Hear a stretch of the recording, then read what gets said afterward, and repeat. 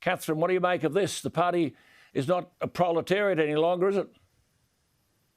No, it's not, Alan, and there's been some, I think, rather rose-coloured or rose-tinted coverage by people on the Labor side about the 50 years that have elapsed in the coming weeks since Gough Whitlam visited China as well.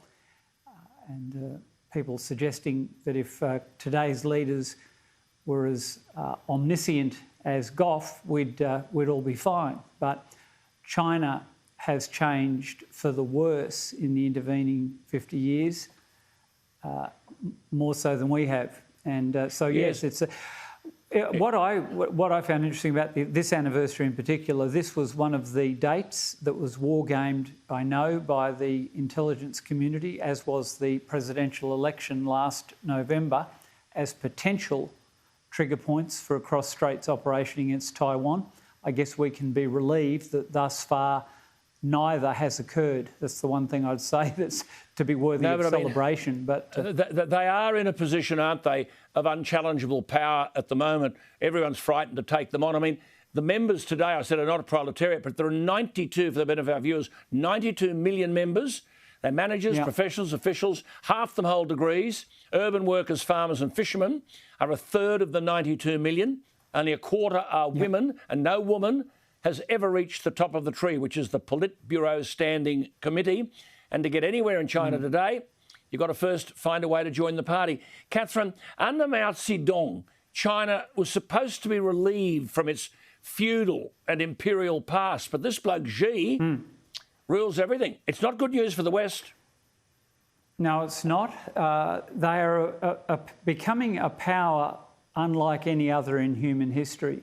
Correct. In that the enormity of their population, the enormity of their strategic weight.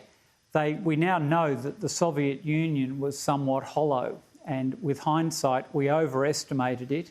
We have underestimated China for most of this century, Alan, and that's going to be, I suspect, our downfall, in that it has risen inexorably, it has become vastly more militant, and under Xi, it is more assertive than it has been for a long time.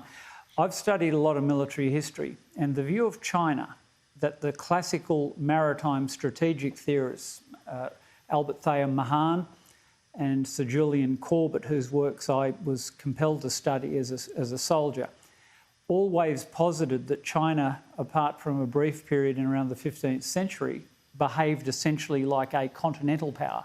Now, there's a point to what I'm trying to say here, and that is, since the 7 Years' War, 1756 to 1763, the dominant global maritime power has either been Great Britain or the United States.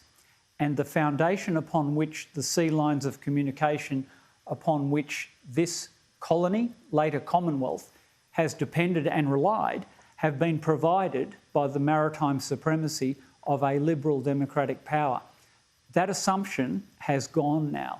And the point you made, I don't say that they're not a global hegemon yet, but in a regional sense, they're almost in an unassailable position. The ability through their anti-access area denial weaponry that they've procured since 1996 makes it very hard to contest areas in the first island chain, if not the second island chain. So our ability to reach out and hurt them is limited. Yeah. And the other thing is, there's an argument, reform will come from within, democratic flower will bloom, and yet here as they celebrate, there are signs and slogans plastered everywhere: follow the party forever, no force can stop the march of the Chinese people. School children are required to write essays on Xi's Chinese dream.